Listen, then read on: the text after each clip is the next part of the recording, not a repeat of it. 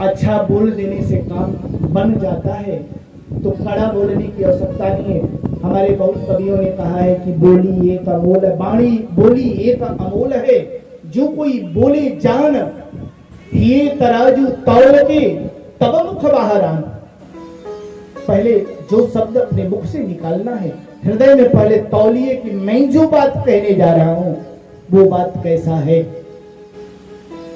उसमें अगर मैं बोलूं तो अगले को अच्छा लगता है या हो सकता है बुरा लग जाए, इसलिए तौल करके ही तराजू तौल के तब मुख बाहर आन। और भी कहते हैं कि मीठी बानी बोलिए, मन का आपा खोए, औरन को शीतल करे, आप भी शीतल होए।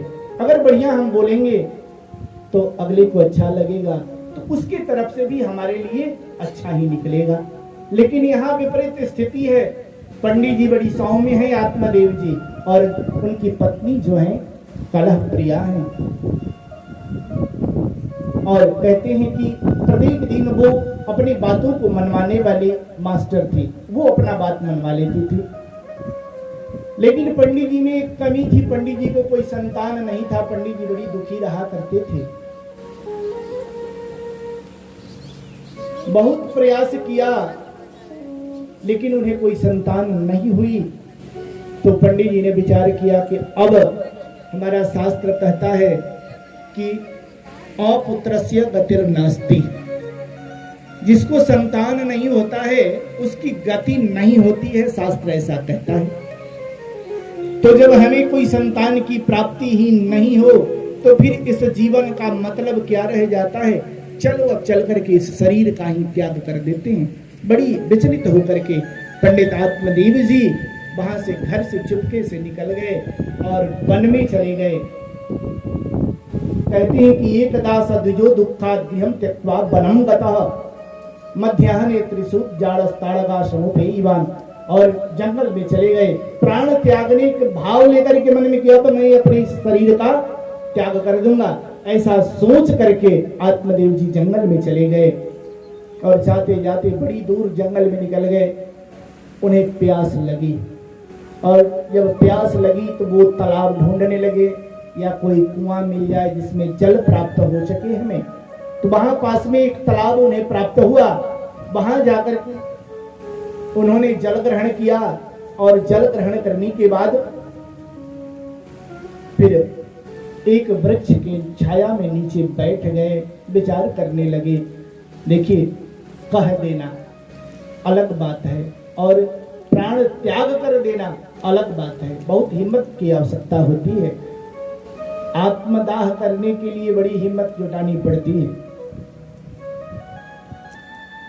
बार बार आत्मा हमें रोकता है कि नहीं भाई ये गलत बात है, ऐसा न करो।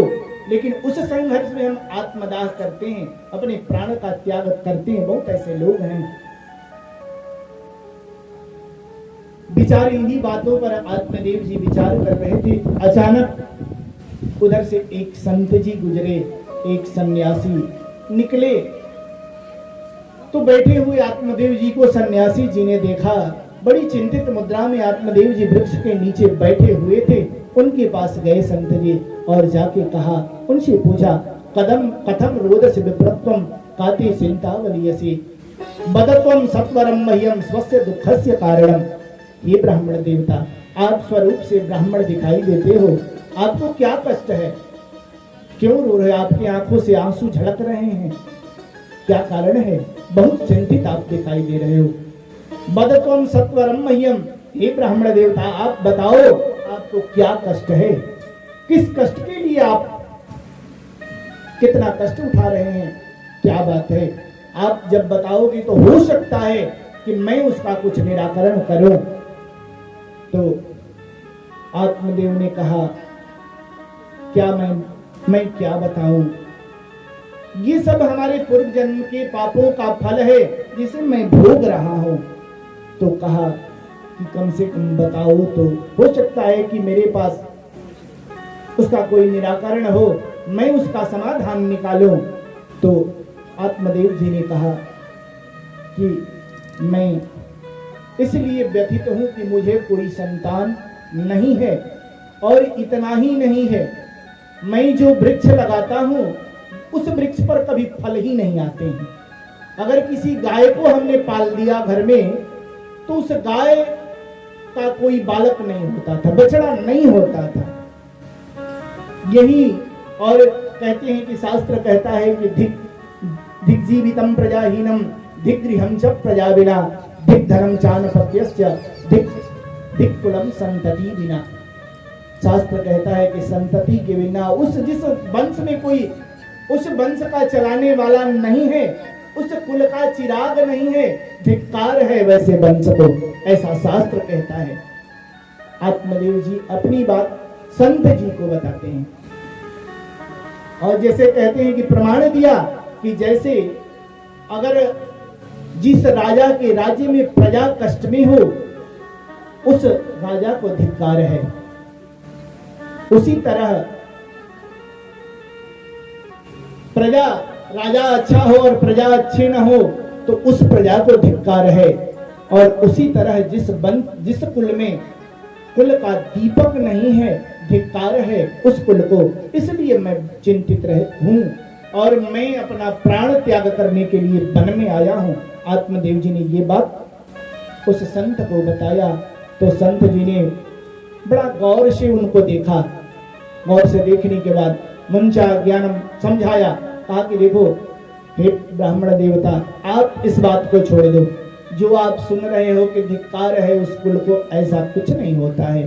आप राम नाम रूपी पुत्र को प्राप्त करो, भगवान के चरणार बिंदु को ग्रहण करो और किसी संतान की तुम्हें आवश्यकता नहीं है। कहा कि नहीं महाराज,